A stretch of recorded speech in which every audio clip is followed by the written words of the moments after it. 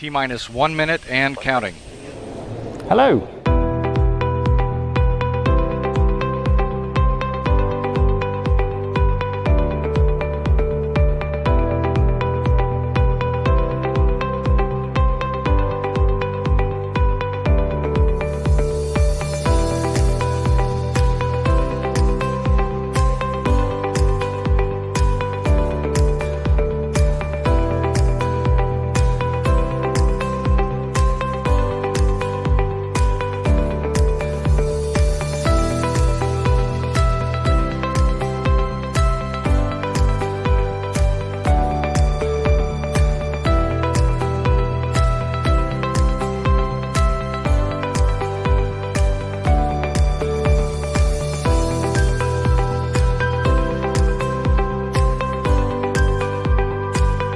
Four, three, two, one.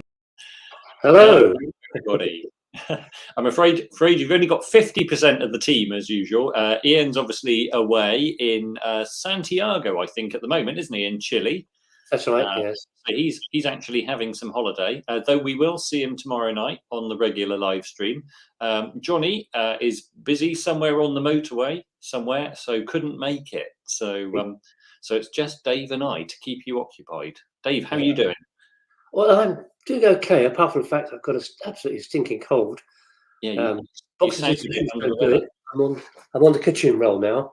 Well, that's no good for your nose. Best excuse I've heard for not going flying. I was booked to fly, but I had to cancel for my plumber to service my boiler. Well, John, it means you get to watch Livestream Extra. So. Yeah. And Stuart Rue says, hello, everybody. I was going flying, but got out of bed too late. Stuart, I happen to know that you should have been in Cancun. But I think your employer messed up. So Nice. Stuart flies for BA. So there we go. Got pulled off the trip due to a scheduling error. Now on standby. Stuart, John Schwab, I'm having the worst luck flying, or not, as they say. Very good. This has been horrible. Still waiting to fly my solo qualifying cross country. Oh, brilliant. Fingers crossed for Monday. Red Hill, Earls Colne, Lyd. Red Hill. I went to Earls Colne on my qualifying cross country. Back when I was learning to fly at Clacton in 1994. I did Clacton, Earls Colne, Norwich, and back to Clacton. So I did Norwich on mine. Ah, okay. I learned at Hanlow and went from Hanlow to Norwich to Peterborough Conington, figuring that from Peterborough I could just follow the A1 all the way home, which actually worked. Here's an interesting one. Mike says, I've just seen a young Mr. Calderwood watching A Plane is Born.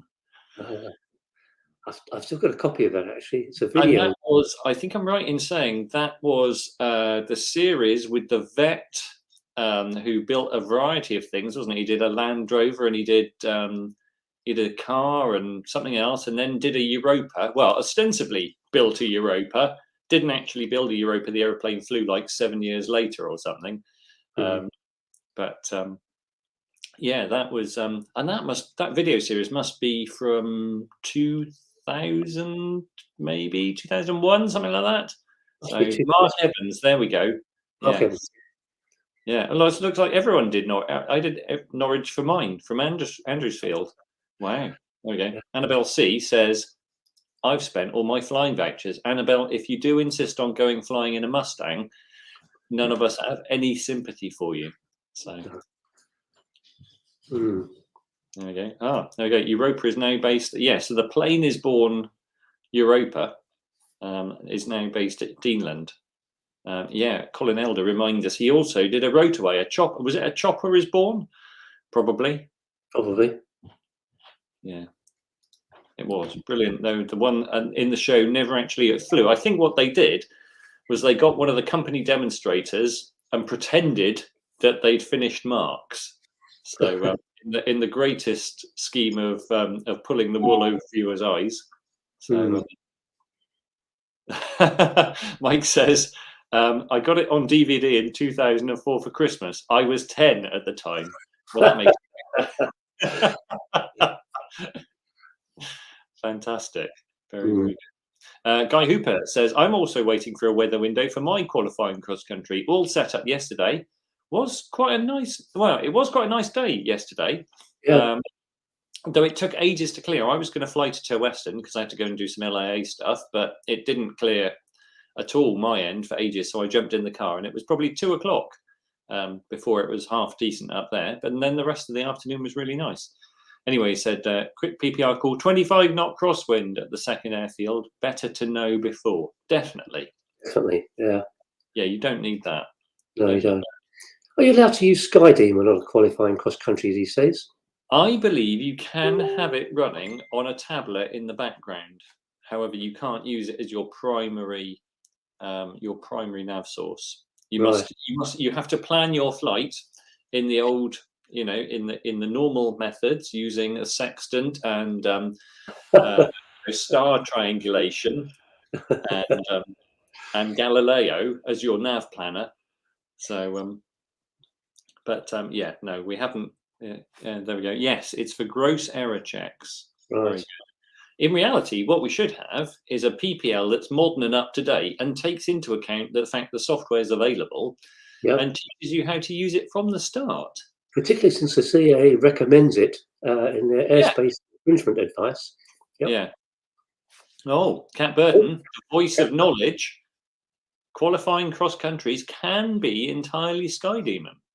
Well, that's useful to know, Kat. That is. Yeah. How would they check what your primary nav source was? That's true, actually, Annabelle. Some cunning instructor hiding away in the glove box. So, but yeah, no, I think it's well overdue. The whole a modernization. We need besides an airspace modernization strategy, we need a PPL syllabus modernization strategy. So, yes. Well, talking about airspace modernisation, our guest tomorrow night is the font of all knowledge, really. Jonathan Smith, I believe. That's right, yes. And he's going to be talking to us about airspace modernisation. So if you have any questions, get them in quick. Excellent. Maybe we should start a forum thread for that. It's a very good idea. Very good idea. Get on it straight after this. Yeah. Talking of going to the audience for ideas, so Dave and I were going through going through the planning bits for Livestream today and tomorrow. And we were stumped on Fantasy Hangar. So we figured we would ask you for your suggestions for Fantasy Hangar tomorrow night. So here's your chance. Before the show is over today, give us your suggestions for Fantasy Hangar and we'll pick our favourite one and see if we can deliver some things to keep you happy. So well, here we go. What else we got? Mike says, I'm at that stage. It's as Ed is explaining, though I'm being told that the GST, general skills test. Yeah, I'm guessing you can't have Sky Demon on during a general skills test. So again, Kat can probably add to that. Yeah, John Milner's skills tests are conducted by dinosaurs as P1. Fantasy seaplane, or has that been done? Oh, I quite like Mark Greenfield's Fantasy Hangar, most impractical aeroplane. That's quite a good. Yeah, quite good. Could also be ugliest aeroplane. Ian's been every so often things pop up as subjects in the news, and Ian's like, "Oh, that could be ugliest aeroplane." And we're like, "No, we can't do that, Ian." We could, we might, could possibly do ugliest aeroplane. I'm quite liking impractical aeroplane at the moment. So impractical aeroplane, ugliest aeroplane. Any others? Annabelle, I think we have had seaplane. We've had flying boat. We've had amphibian, because obviously I get very technical over the specifics for that.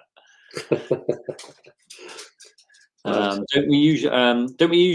we get ugliest? Johnny. Oh, cruel. Poor Johnny. Don't we get ugliest usually by Johnny every week? Certainly last week, Johnny pulled an absolute corker out of the bag with the Boeing monomail. I don't think I've seen anything quite as visually challenging as that was. It was truly, truly ugly. Meanwhile, everyone else picked very pretty, fancy hangar aeroplanes. Dave, you picked the Boeing Clipper, which is very nice. My Stratoliner, very Art Deco. Sarah picked the lovely Boeing B-17. Johnny, I think Johnny had been smoking something. Oh, and there's people trying to phone me. Better turn them off. What else have we got? Fantasy colour scheme. Oh, I quite like that one too. Oh, Mark Greenfield.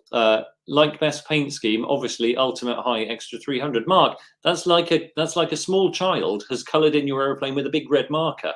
It's just like really jagged all over, and then put a big smiley, like a big. Oh, I was going to say smiley face, but it's a face with teeth all over it. Oh, what's Cat got for us? Yes, paper for the skills test. Although planning can be Skydemon and transcribed to a paper plog. No harm running it in the background for situational awareness after the nav section. Very good. Yeah. Fancy weather balloon. It's very topical at the moment. Yeah. There we go. Yeah. It's all a bit fixed wing focus. How about Fantasy? I think this could be a winner. Fantasy. If only I could say fantasy. Fantasy special shape balloon. There have been a number. I think that could be a good choice. It could be a good choice. I do like that. Very topical. I like that. Balloon's not faring well at the moment. No. Ronaldo Perry, fancy motor glider. I know Ron likes his motor gliders. He's a Demona owner. Oh, that's a good rhyme, that Demona owner. Left yourself a bit open there on the paint scheme thing. Yes. Yeah. Special shaped balloon. I'm liking that, as is some of the audience. Special shaped balloon, great choice. Seeing an enormous Bertie the Basset rising over Oxford rooftops was a memory. Being a Bristol resident, long time, obviously I've seen plenty of balloon fiesta ascents, and I think it was Rupert the Bear who had a waving hand, famously floated across the centre of Bristol, and they got him very close to almost grabbing hold of the spire of St Mary Redcliffe Church. So yes. Oh, Palletways used to have a dragon that blew smoke, apparently. Annabelle, it seems like you know your special shaped balloons. So, I'm liking this. And we've got some good choices, good choices coming along here somewhere. Oh, well, this is why. I used to be, see, the confession comes out. I used to be balloon mistress at Riat. There's probably special websites for that kind of thing, but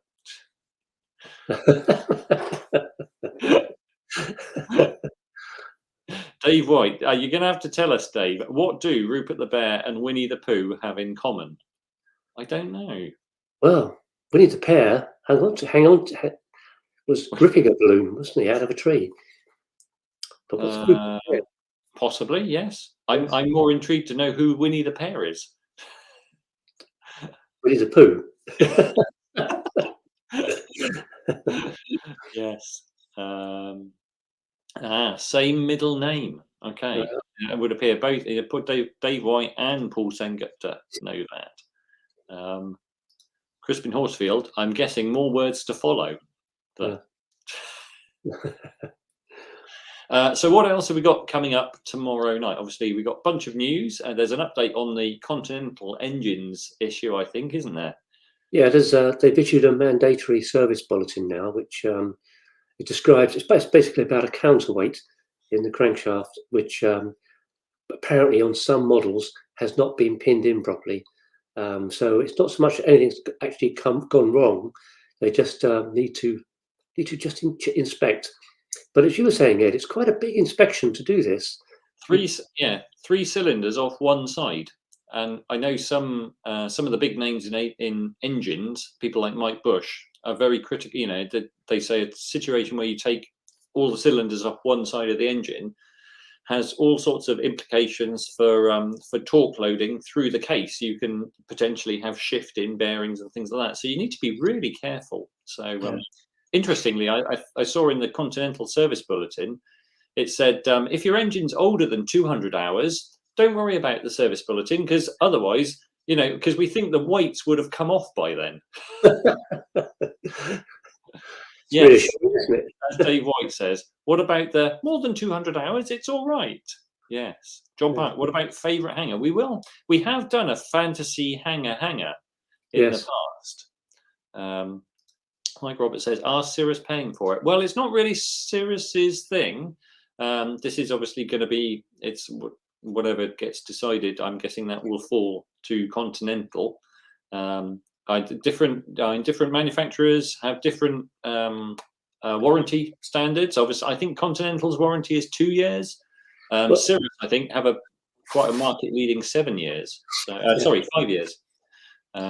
Yeah, you're right. You'd be miffed if you forked out for one, and you had to. And it's a bit of a kicker sometimes when you've got a service bulletin or an AD that comes out and gets you to take things apart that were, in this instance, it's like, okay, potentially life-threatening. I've been there. I've had an engine with a superior crankshaft in, where the FAA decided there would be an AD on that, and we had to take what seemed like a perfectly good crankshaft, but unfortunately it was in a serial numbered batch, and that was take the engine out, strip the engine, put it back together, rehang the engine, and that was months of work and time and cost. So anyone in that situation, I feel your pain. So well, this is only on recent ones, isn't it? It's 2021. Yeah. So they are all covered by warranty.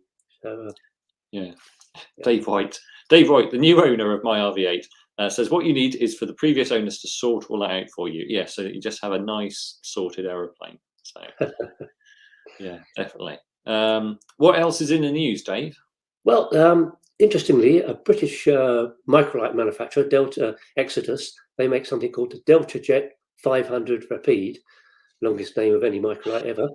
But it's been up till now, it's been powered by a Rotax 912 engine, either the 80 or the 100 horsepower. But they've now got an option, and they've had it cleared by the BMAA technical department for the big BMW motorcycle engine out of what they call the R1200 GS. This is the GS being the version that's sort of an adventure bike, a slightly off-road bike. It's a softly tuned engine with bags of torque. It's been modified a bit by a German company, but it's a good engine. It's 115 horsepower, so it's quite pokey. Only 2 cylinders, but because it's a boxer design, horizontally opposed cylinders, they kind of cancel out the vibration. And so, yeah, it seems like a good move. Okay, well, that's an interesting one. I wonder. I guess no indication on how much that might be, because I guess other people, it sounds like that might be a competitor in the Rotax market. So, yeah. Yes, it's particularly suited to the back of a microlight, a flex-wing microlight, because you want something that's relatively compact in the back there. Yeah, I think the conversion's definitely been around for a while, and I've seen a few manufacturers kind of pick it up and run with it, but it never seems to stick around a lot. It'd be interesting to see whether it's just been taking time for it to mature a little bit. It's certainly a nice looking thing, and there's a new story on the website, isn't there? So yeah. I think because Exodus make ready to fly aircraft, they're not kits. And if they want to change the engine, then the BMAA or whoever is the authority has to approve it. Yeah. What else is there? There's last week Ian was at the Dawn to Dusk prize giving. And we've got the list of winners now. The couple who won, Michael Benson and Maria Voltman, they did in fact, I haven't seen the photographs yet or even read the story, but their story. But apparently they did the lighthouses of Devon and Cornwall, of which there's quite a few. There's some famous ones like the Eddystone and Smeaton's Tower in Plymouth. But because of the coastline of Devon and Cornwall being quite treacherous, there's quite a few really interesting ones. So that we've hopefully got a story on that coming up in the next couple of issues of Flyer. Oh, excellent! And that you and I were talking. Just like I wonder, has anyone ever thought of doing Dawn to Dusk? So obviously entries are open for the 2023 Dawn to Dusk competition now. And obviously, you can do it anytime. So clearly, doing it in June gives you the most flying time. Yeah. Yeah, no, I'd be interested to know if anyone has done it in the comments. Oh yeah, easy nav to find lighthouses, says Mark Greenfield. Yeah, has anyone done Dawn to Dusk in the comments? Has anyone got a plan for Dawn to Dusk 2023, perhaps? So, yeah. What is Mike going to say? More interested.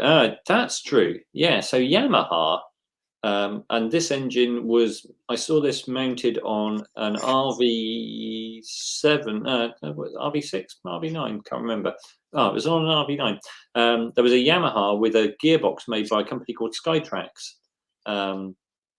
And yeah, it's been used on a bunch of STOL aeroplanes as well. And there was talk. Was it last year or maybe even the year before? Yamaha. There was talk of a Yamaha light aircraft engine, wasn't there? There was rumors floating around. It makes you, yeah. I often wonder why outboard engines aren't converted. Small, light, and generally operated at continuous high power settings. Is that because outboards maybe use? They're obviously water cooled. They are normally, yeah, and it's a convoluted system of cooling, boat engines. So yeah, but yeah, the Yamaha, that certainly that Yamaha conversion that Mike talks about, interesting. But yeah, I wonder whether we'll see any fruit from the fact that there was this talk of Yamaha making a certified aircraft engine. Well, no, not necessarily certified, or just making an aircraft specifically for aircraft. I can only imagine that lots of manufacturers must look at it, and the potential price point is probably outweighed by accountants, lawyers, and the fact that when I was up at LAA HQ yesterday, I was chatting to Jerry Parr, who's the head of airworthiness out there, and Jerry was talking about the fact that he just bought a new outboard motor for the back of his boat, and we were talking about the numbers of production, and I think he'd heard a number that Lycoming had made 700,000 engines in their lifetime. I think Ford made 3 million Fiesta engines in 1 year.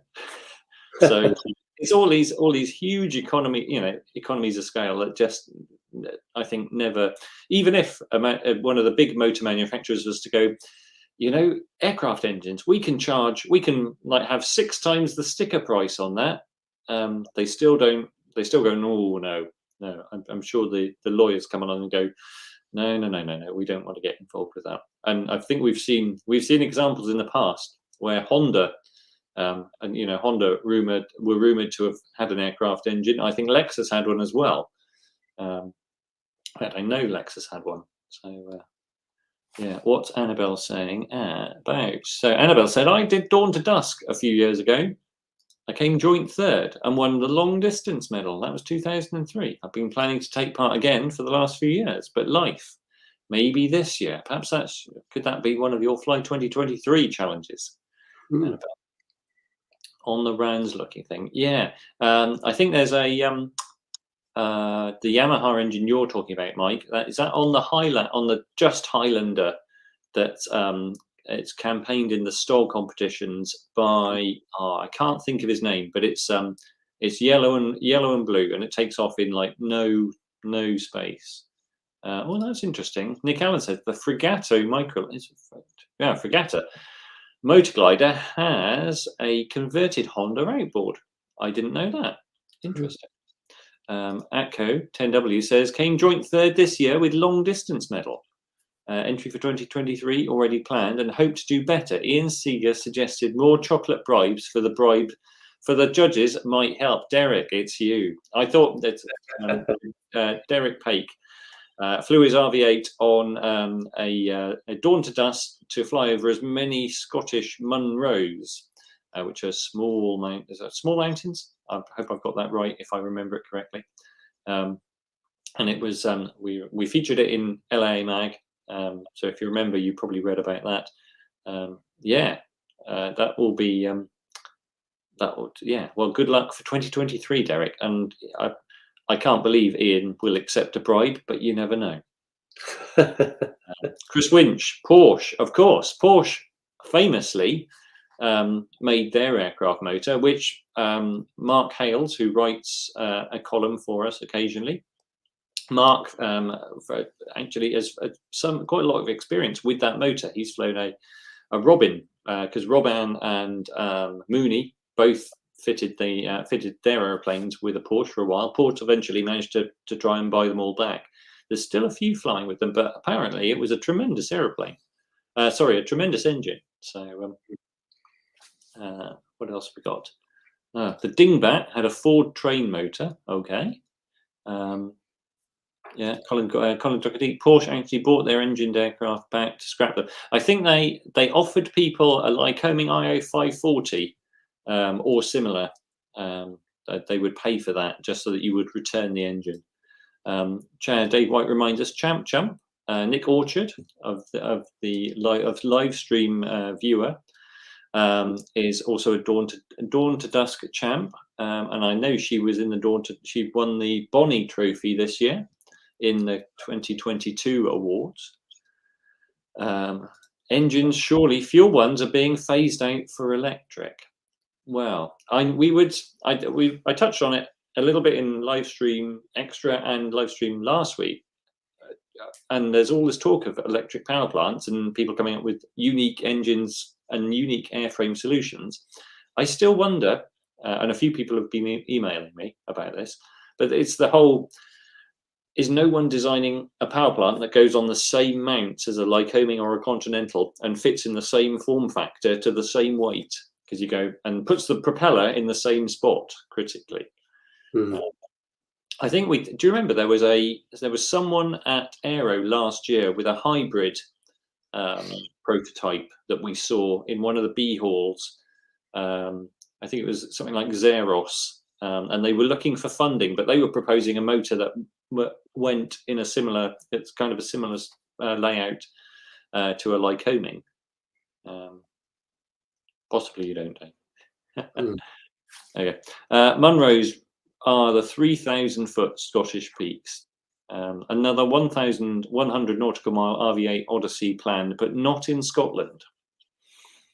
Okay.